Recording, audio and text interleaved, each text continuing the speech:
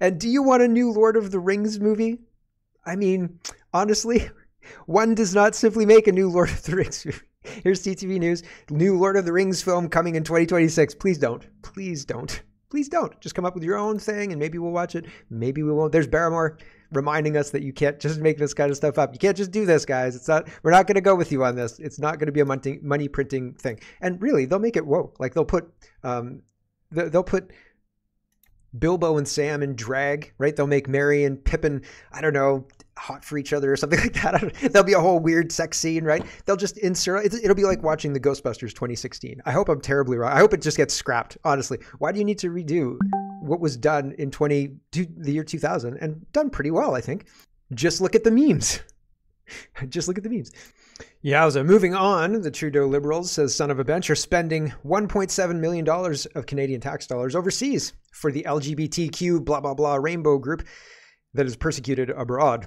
Exactly how it will be tracked? Well, Canadians know it will just disappear. So, I mean, kind of like a Rive scam, but this is just, hemorrhaging money to friends and allies abroad, maybe to be laundered back to the Liberals, maybe just to pay for things they want to pay for, like a boat for a Gaddafi child or something like that, which SNC Lavalin bought for Gaddafi's kid. So they got one of the contracts in Libya.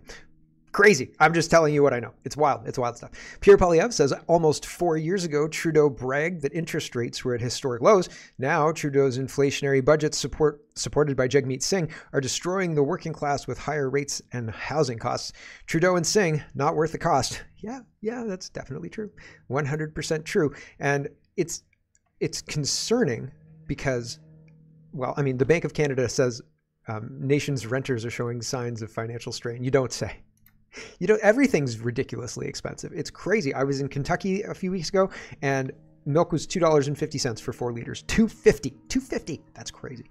Dr. Leslyn Lewis is talking about multi-million-dollar liberal ethics scandal where $42 million in contracts was paid out to companies connected to a director at Sustainable Development Technology Canada while she was on the board. She was also later promoted to the Infrastructure Bank's board. Conservatives will be putting forward a motion to get answers for Canadians. So weird. This is just like a Rive scam. The people who are working in the government are establishing companies and other things or on boards that they shouldn't be on, conflict of interest, and they're getting plum contracts, right? $42 million worth. And that's that's a red flag. That's pretty weird, right? That's pretty crazy. EJ says, this is funny in a morbid kind of way. The Fed can hold, so this is US, can hold inflation adjusted securities like I-bonds and TIPS and so get paid inflation compensation by the Treasury, $685 million worth last week. So they create inflation and get paid for it. You have to laugh or cry, right? Crying with Mark coming next week. It is not right to do this to us with our money, right? It's not right to be in a situation where we are using debt dollars created by the Fed and all of the checks and balances we put in. Well, the Fed's taking advantages to make sure that regular people aren't, harmed by all of this, which is garbage because if they didn't want to harm us, they just stop taxing us. I digress. But the Fed takes advantage of that too, and they get money. They get paid more on the front end and the back end. It's like the SNC Lavalin and not SNC, Arrive scam, where MeMark headhunts another company that's also MeMark, but it's just Mark One, right? And Mark One gets paid for the thing. I get paid for headhunting Mark One, and everybody's richer. And maybe Mark One is a director, or I'm a director on one of Mark One's companies, and he does exactly the same thing. So this just seems like that, double dipping, triple dipping, right? It's crazy. It's crazy that we let it happen. Moving on, but it's just a different kind of version of the same attack, monetary infrastructure, overwhelming the system, the cloven pivot strategy, got it there that time. Lyndon is sharing this. This is, what's his name? Chip Roy, Representative Chip Roy on the House floor and talking about what's happening in London, England. And Lyndon says, this is the UK, or shall we move to Muslim countries and claim UK law there? Warmer at least. Did you see the desert with the snow this morning? That was pretty wild stuff. I don't have that tab, but I saw it. Here's the Chip talking about London. I mean, is anybody paying attention to what's happening in London? I'm going to say it here on the floor of the House to get the scorn of people when I say you've got a massive Muslim takeover of the United Kingdom going on right before our eyes. They would say, Chip, well, what is wrong with that? Well, I've got some pretty strong concerns about Sharia law and whether that'll be forced upon the American people. In this case, the people. I mean, is anybody? Yeah. Is anybody paying attention? He's got some concerns because look what's happening in London, and he's concerned that that extrapolates out here. And what's happening in London is also happening in Rome. This is a dramatic situation in Rome, Termini Station, where undocumented asylum seekers, illegal migrants, attack Romans and tourists, a situation completely out of control. Giorgia Meloni was promised us mass deportations, but she didn't do it. We need to restore order and discipline. Here we go.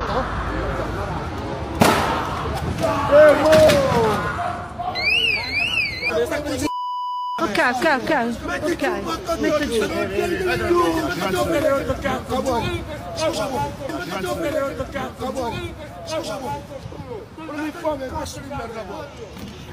They seem nice. Don't they seem nice? I mean, he's just being a little enthusiastic about a soccer game.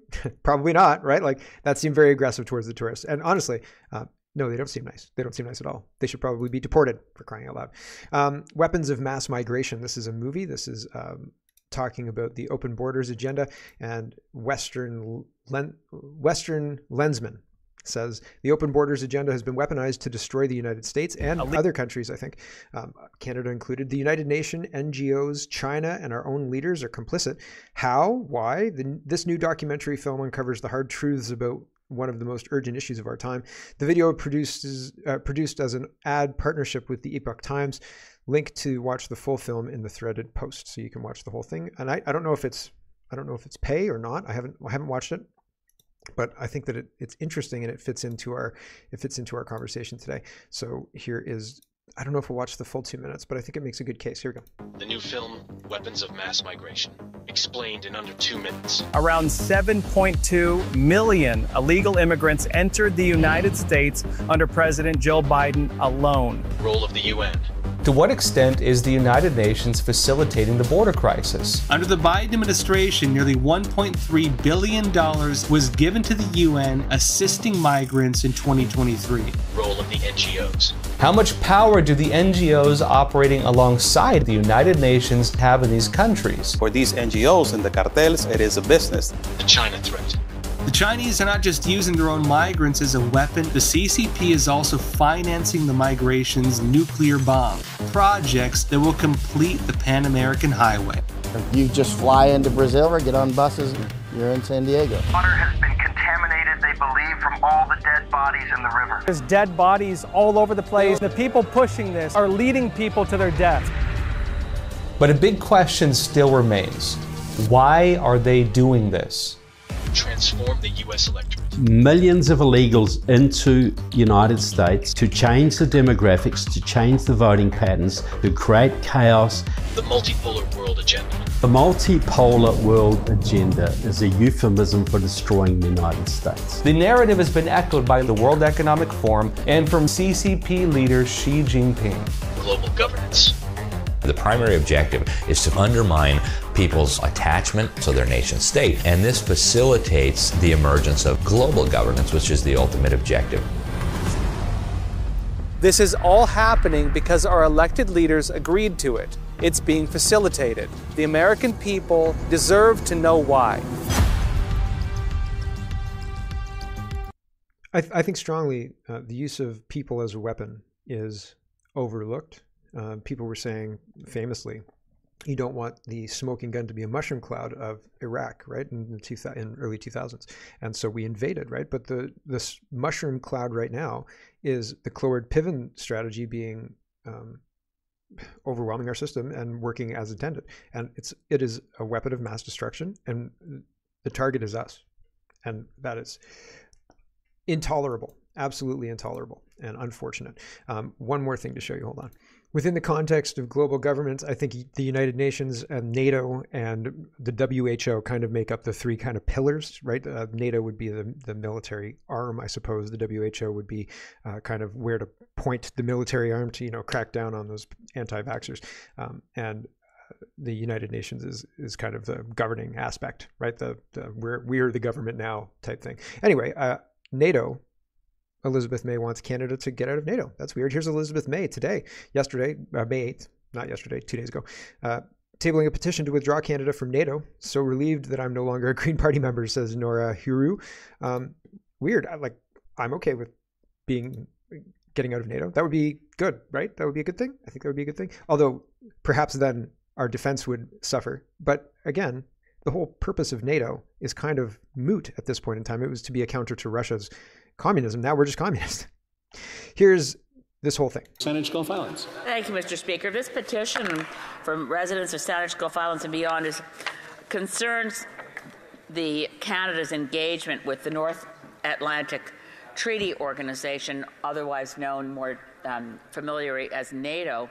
The petitioners point out the Minister of National Defence primary responsibilities to protect Canada within its borders, and that the Minister of National Defence is not mandated to engage in wars in other countries or make treaties that encroach on other territories of other sovereign states. The petitioners make the point that the Canadian military does in fact participate in invasions in other countries by being a partner in NATO. They call on the House of Commons to immediately withdraw all connection, cooperation and material support from NATO from Canada. Thank you, Mr. Speaker. Presenting petitions, Presidential Petition. Cool. Right? Sounds good. Yeah, let's do that and get out of the WHO and like the WHO and get out of the United Nations. Do all of that. Let's go for sovereignty. Yay, sovereignty, right? No globalism. Down with globalism. Right, Elizabeth May? I feel like she's a globalist. She's definitely a globalist. So I don't know what the angle is, but there you go. Holly Doan says Housing Minister Sean Fraser, MP, says he'll be the person who actually goes and does it to fix national housing crisis. Testifying at Commons Committee, Fraser said his predecessors did not do enough to restore affordability. The only way to restore affordability is to turn down the immigration numbers. I think that's the only thing that we can do. Phi Beta Cappuccino says Sean Fraser is a joke. A bad joke. Housing Minister denies he ignored warning about immigration levels and housing supply. This is from February 15th of this year. Sean Fraser said warnings about housing supply were balanced against labor shortages.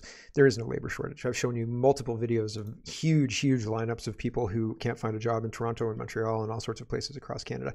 And so that's, I mean, it's misinformation, disinformation for them to put that in, to say, oh, we're going to fix housing by building houses or restoring affordability. It's a fake.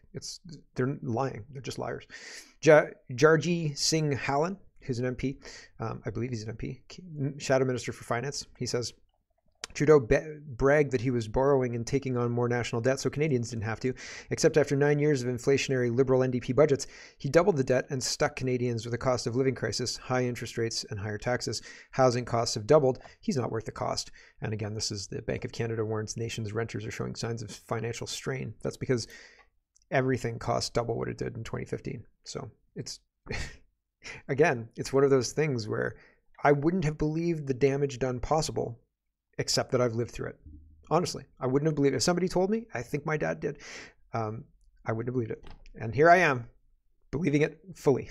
Justin Trudeau on May 9th says, your right to choose, so your right to choose to have a baby or not, shouldn't depend on your income, so we're going to make contraceptives free in Canada. There's a very big theme for getting rid of babies, figuring out a way to stop Canadians having babies as efficiently as possible, and killing babies, it seems like, right? Like the abortion debate is essentially based on that. And this is, and the Liberals are trying to make this a big thing because they're struggling in the polls, and the abortion debate thing really, you know, because they've made people believe that this is a women's rights issue, and really it's not. But it's an interesting thing to watch this thing rise again as a contentious issue.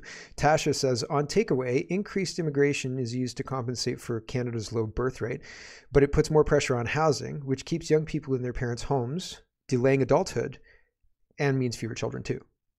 So you see what I'm saying? It's layers and layers and layers of different things to achieve the same goal, and it's resulting in a net drop in fertility, a net drop in babies by a lot. We're not even close to replacement, and we really should be.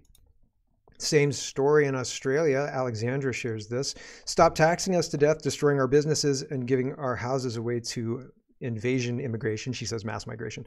Where are Australians supposed to put their kids? On the streets? Jim, I'd like to reinvent capitalism. Chalmers can't even understand basic economics. Chalmers urges Australians, more babies, please. In a surprising twist of economic strategy, Australian Treasurer Jim Chalmers has sparked a lively debate by urging Australians to consider having more children amidst a backdrop of rising living costs and housing shortages.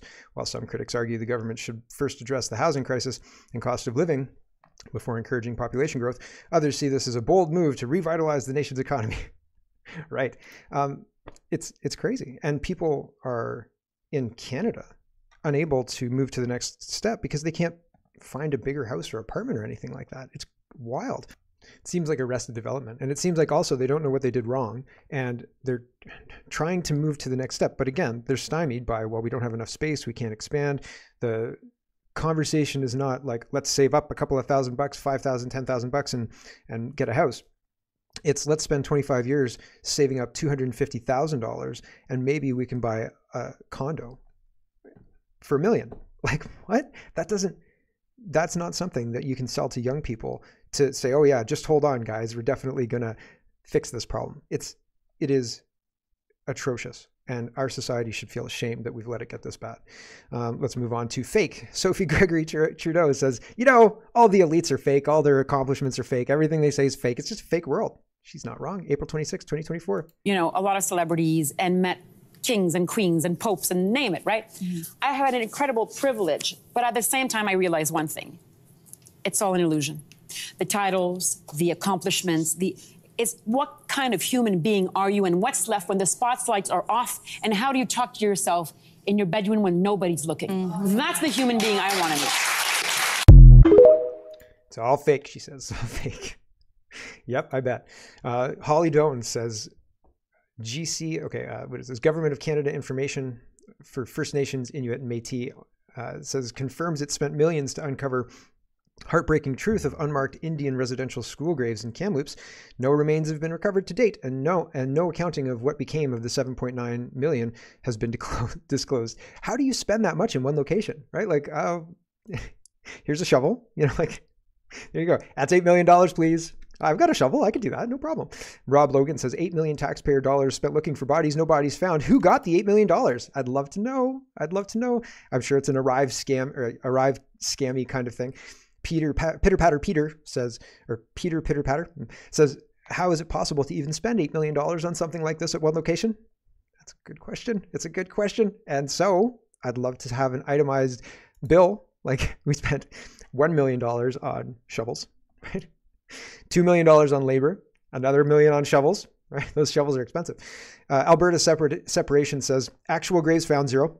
100 actual Catholic churches burnt, 0 arrests, and Trudeau is to blame. I would agree. All fake. It's all fake. It's all a fugazi. It keeps reminding me of that scene in Donnie Brasco where him and the other guy, he's trying to get in and he's like, oh, it's a fake. And then they go beat up the guy and it wasn't a fake. And he felt terrible. But this one, it's fake. And they don't feel terrible. Rachel says, Strike 1, it appears the House of Commons records were altered to support the Speaker's ruling to kick me out of the House. Strike 2, the Speaker issued an official statement to the media about my question of privilege while it's in the middle of adjudication. That's like a jury talking to the media in the middle of a case. It's wrong. Listen here. So there have been a lot of breaches and questionable things done by this Speaker, and people are calling for him to be removed or to step down. I don't think it's there's not a lot of people calling for it, but I've certainly seen it in my scrolling. Official people, but not a huge chorus, but a couple. There have been people talking about it since the other week.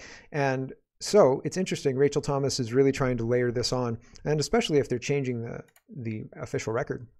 It's very interesting. I'm not going to play that because it's 2.5 minutes, but she goes through and she says, I'm looking forward to his response to all of this. Why is he allowed to address media?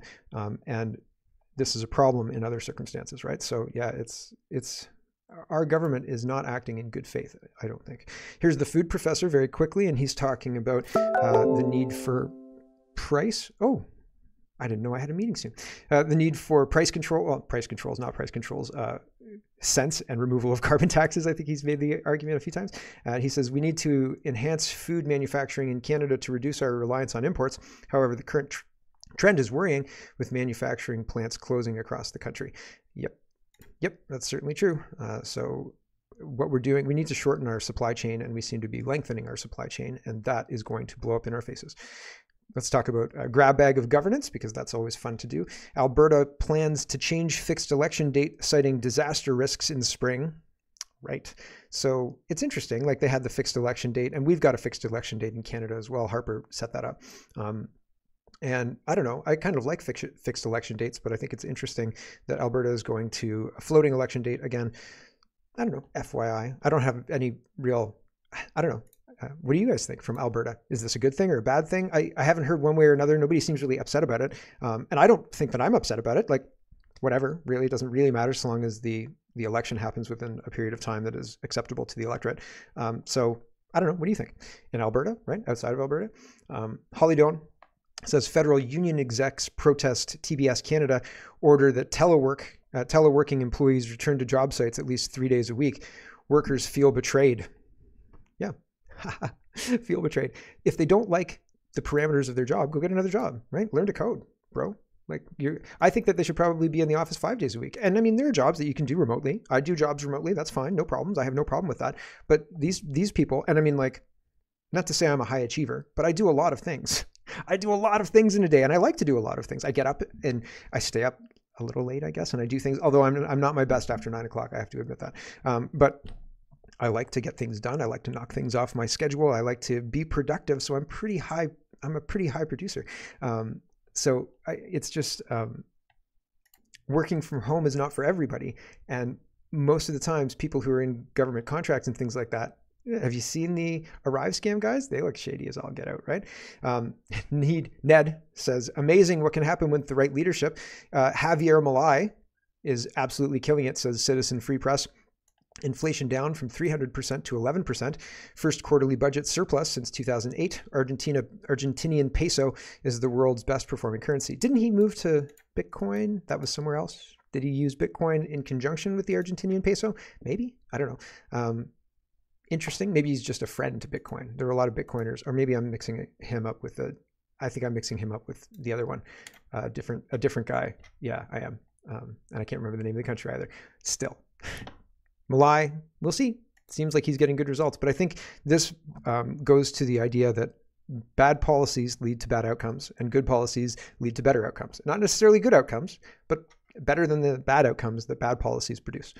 Jagmeet Singh says, this is Arnold, one of Pierre Poilievre's favorite MPs. Yesterday, he attacked a woman's right to choose in Parliament. Today, he marches on Parliament Hill demanding those rights be taken away. Again, this is the baby thing, right? This is the baby thing from the beginning of the show. Everybody wants to get rid of babies, the March for Life. It's been a long time tradition in Catholic schools in Ontario to do March for Life in May. I worked in a Catholic school for a while, and I thought it was really weird how much they pushed anti-abortion stuff in Catholic schools. There's posters everywhere. And March for Life is on the announcements every day, and there's all sorts of stuff about March for Life. But since then, I've certainly had my eyes open to like what's going on, and I see it in a different light now. And so it's really interesting.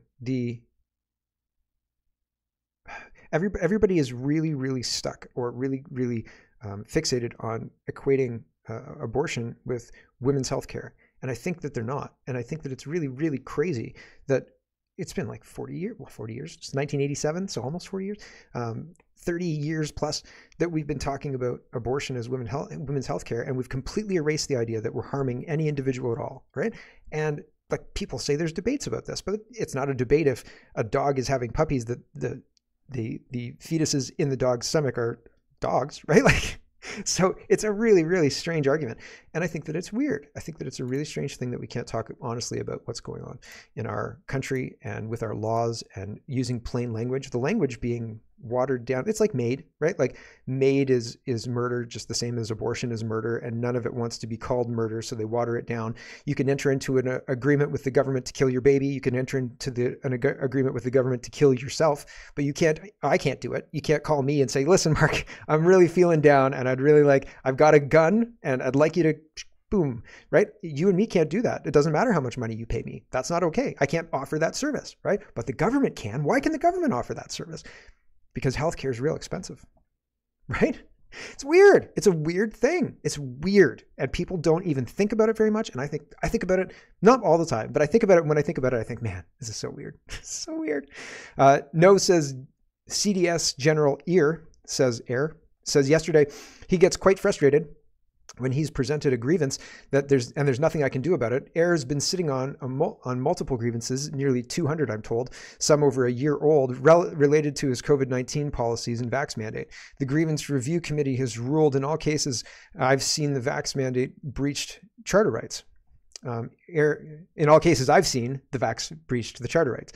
The vax mandate breached the charter rights. So Air is set to retire shortly. Will he address those grievances or leave them to a successor? So it just exists in this Bermuda Triangle of not being addressed because he can't do anything about it, because he's not allowed to speak out against vax mandates and things like that. It seems, again, like bad, right? It just like rebranding murders seems bad. It seems like a bad thing to do. Sabrina M, who is a potential CPC candidate, is suspending her campaign to become the CPC candidate because of impropriety. And the impropriety is that she's accusing the CPC of leaking the current voters list to their preferred candidate, which is not her, because she's been speaking out about mass migration. So I'll play a minute of her stuff. Maxime Bernier is responding to this. He says, no surprise at all that this is happening in a morally and intellectually corrupt party, especially since Sabrina M has not followed the CPC script and has been openly criticizing mass immigration during her campaign. They clearly don't want this kind of candidate. Yeah, yep. It's very, very interesting what's going on. And so she's, in the video, she says she's not going to name names, and then in her thread she names names. I guess things happened, and then she starts writing down exactly what happened. So I'll play a minute of this, and then I'll read some of her thread. Today, I'm suspending my campaign to become the next federal conservative candidate and MP for Aurora Oak Ridge's Richmond Hill. Living up to my values, why I entered this race to begin with, and my record of standing up for what's right leaves me no other choice. It comes down to this. I no longer have faith in the integrity of this election. Despite raising concerns to the Conservative Party nearly 2 weeks ago, despite submitting clear evidence of a corrupted process and potential legal actions taken by another campaign, nothing has been done. We asked again and again for action, but there's been no sign that a promised internal investigation is actually underway. No next step shared as we get closer and closer to a vote.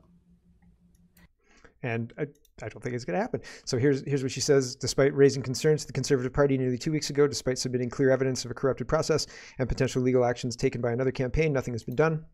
There's been no evidence to a promised internal investigations underway. Hold on.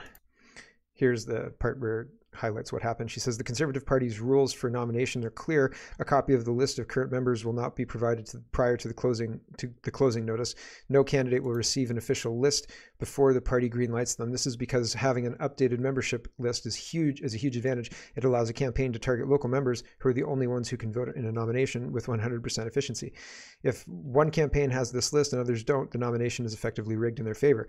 They can pour all their time and resources into targeting this list while other campaigns cast broader nets. They can be the first to interact with confirmed voters, ask for commitments. The opportunity for first impression is lost, and the pool has been poisoned against them. Every day with an official list is akin to campaigning for weeks without one. That's how significant it is. So she's accusing the CPC of doing that and undermining her campaign in that way, and that's a pretty big accusation, if you ask me. Climate communism. Hello everyone, thanks very much for watching. This is just a short version of a longer show. If you'd like to get the whole show, you can go over to CanadaPoly.com and sign up for a subscription. Just look in the drop-down tab for Shop and Donate and look for subscriptions, and you'll get immediate access to the full show. Love to see you. Thanks for watching, everybody. Have a wonderful, wonderful day.